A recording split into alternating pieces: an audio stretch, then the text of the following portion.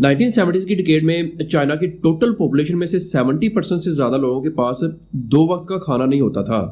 ज़्यादातर लोग एग्रीकल्चर पर डिपेंड करते थे। चाइना में प्राइवेट बिजनेस ऑलमोस्ट ना के बराबर था। फॉरेन कंपनीज को अलाउ नहीं किया जाता था और एक आम चाइनीज़ वर्कर दिन भर काम करके अपनी बेसिक नीड्स बड़ी मुश्किल से पूरी करता था। लेकिन अगले सिर्फ 30 से 35 सालों में जो ट्रांसफॉर्मेशन चाइना में देखने को मिली, देखने लायक थी। आज ये हर साल $3 ट्रिलियन से ज़्यादा का सामान एक्सपोर्ट करता है और दुनिया का सबसे बड़ा मैन्युफैक्चरिंग हब बन चुका है। दुनिया का लगभग 30% इंडस्ट्रियल सामान चाइना बनाता है और अगर ये सिर्फ एक हफ्ते के लिए अपनी फैक्ट्रीज बंद कर दे तो पूरी दुनिया की सप्लाई चेन हिल जाएगी। आखिर कैसे इतने कम टाइम में चाइना इतना डेवलप हुआ, आइए जानते हैं आज की इस वीडियो में। चाइना की सबसे बड़ी ताकत उसकी लॉन्ग टर्म प्लानिंग में है। जहां दुनिया के ज़्यादातर मुल्क 4 या 5 साल के इलेक्शन साइकिल्स में सोचते हैं, चाइना 20, 30, 50 साल आगे का प्लान बनाता है। यहाँ गवर्नमेंट तो चेंज हो सकती है लेकिन नेशनल गोल्स नहीं। चाइना हर 5 साल बाद अपना 5 ईयर प्लान लॉन्च करता है जिसमें इकोनॉमी, इंडस्ट्री, एजुकेशन, टेक्नोलॉजी और इंफ्रास्ट्रक्चर के क्लियर टारगेट्स होते हैं। ये प्लान आम मुल्कों की तरफ सिर्फ कागज़ के पेजेस की हद तक नहीं होते बल्कि उन पर सख्ती से अमल किया जाता है। अगर किसी शहर को इंडस्ट्रियल हब बनाना है तो वहाँ रोड्स, पोर्ट्स, रेलवेज, फैक्ट्रीज और स्किल्ड वर्कर्स सबसे पहले प्लान किए जाते हैं। चाइना का एक और इम्पोर्टेंट पॉइंट यह है कि वो शॉर्ट टर्म प्रॉफिट की बजाय लॉन्ग टर्म फायदा देखता है। जैसे शुरू में उन्होंने सस्ती चीज़ें बनाकर दुनिया की मार्केट्स में जगह बनाई। प्रॉफिट कम था लेकिन एक्सपीरियंस और कंट्रोल मिलता गया। आज वही China high tech products, electric cars और AI टेक्नोलॉजी जैसे हर सेक्टर में टॉप पर है। ये जो आप high speed train, smart cities, massive ports और हाईवेज देखते हैं, ये सब एक दिन में नहीं बने। ये 20-30 साल की प्लानिंग का नतीजा है। इसी वजह से चाइना में प्रोजेक्ट्स फास्ट कंप्लीट होते हैं, डिलेज कम देखने को मिलते हैं और कॉस्ट कंट्रोल में रहती है। सबसे अहम बात यह है कि चाइना फ्यूचर को इमेजिन करता है, फिर उस फ्यूचर के लिए अपना आज सेक्रीफाइस करता है। आज के डिसीजंस सिर्फ आज के लिए नहीं होते बल्कि आने वाली जनरेशंस के लिए होते हैं। इसी सोच ने चाइना को एक गरीब मुल्क से उठाकर दुनिया की लीडिंग पावर बना दिया। इसे आप आने वाले वक्त का सुपर पावर भी कहें तो गलत नहीं होगा। अगर आप अपने घर के इर्द गिर्द देखें तो मुमकिन है कि आपके पास मौजूद ज्यादातर चीजें मेड इन चाइना हो। मोबाइल फोन से लेकर चार्जर, टॉयज, कपड़े, मशीन्स, हत्ता के हैवी इंडस्ट्रियल इक्विपमेंट तक चाइना हर चीज बनाता है। ये सिर्फ कोइंसिडेंस नहीं बल्कि सोची समझी स्ट्रेटजी का नतीजा है।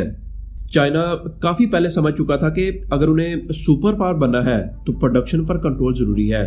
इसलिए उन्होंने फैक्ट्रीज लगाई, इंडस्ट्रियल जोन्स बनाए और रॉ मटेरियल से लेकर फाइनल प्रोडक्ट तक पूरी सप्लाई चेन अपने हाथ में ली। जब एक ही जगह डिजाइन, मैन्युफैक्चरिंग और शिपिंग हो तो कॉस्ट कम और स्पीड ज्यादा होती है। चाइना की मैन्युफैक्चरिंग की सबसे बड़ी खूबी है चीप और फास्ट प्रोडक्शन। यहाँ लेबर सस्ती थी, गवर्नमेंट ने सब्सिडीज दी, बिजली और ट्रांसपोर्ट अफोर्डेबल रखा और एक्सपोर्टर्स को सपोर्ट किया। इस वजह से इसने दुनिया की मार्केट्स में ऐसी प्राइसेस ऑफर की जो कोई और मुल्क मैच नहीं कर सका। कंपनीज ने प्रॉफिट देखा और प्रोडक्शन जो थी वो चाइना शिफ्ट होती चली गई। लेकिन चाइना सिर्फ सस्ती चीज़ें बनाने तक महदूद नहीं रहा। वक्त के साथ साथ उसने क्वालिटी और टेक्नोलॉजी पर फोकस किया।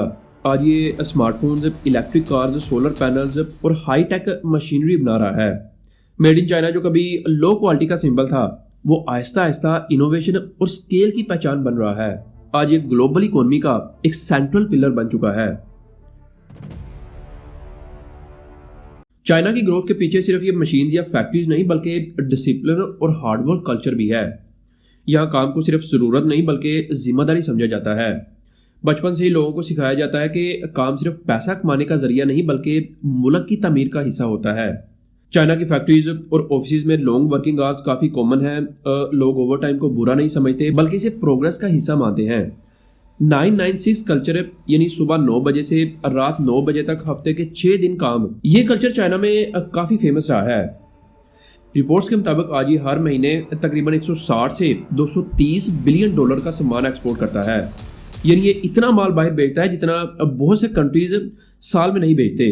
अगर आप इसे कंपेयर करें पाकिस्तान जैसे कंट्री से तो पाकिस्तान ने 2025 कैलेंडर ईयर में तकरीबन 35 से $40 बिलियन की गुड्स एक्सपोर्ट की, जिसमें कपड़े, राइस, टेक्सटाइल, लेदर एटसेट्रा सब मिलाकर टोटल एक्सपोर्ट्स इतनी वैल्यू का था।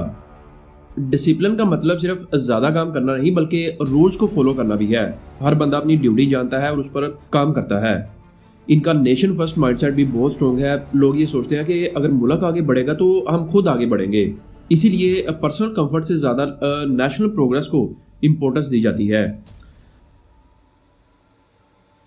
कभी एक वक्त था जब दुनिया चाइना को सिर्फ कॉपी के लेबल के साथ जानती थी, लेकिन आज वही चाइना टेक्नोलॉजी और इनोवेशन में दुनिया के लीडिंग कंट्रीज को चैलेंज कर रहा है।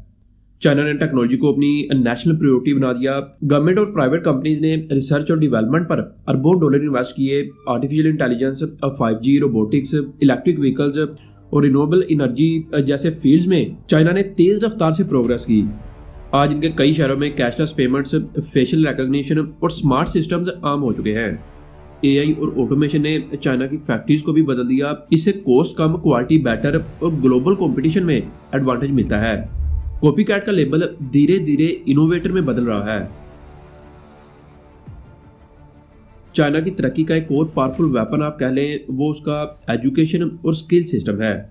चाइना ने तालीम को सिर्फ किताबों की हद तक महदूद नहीं रखा बल्कि उसे इंडस्ट्री के साथ जोड़ दिया।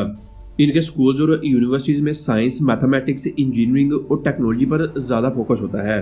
स्टूडेंट्स को रट्टा लगाने की बजाय प्रैक्टिकल स्किल सिखाई जाती हैं ताकि वो सीधा फैक्ट्रीज, लैब्स और टेक कंपनीज में काम कर सकें। इन्होंने वोकेशनल ट्रेनिंग को भी बहुत इंपॉर्टेंस दी।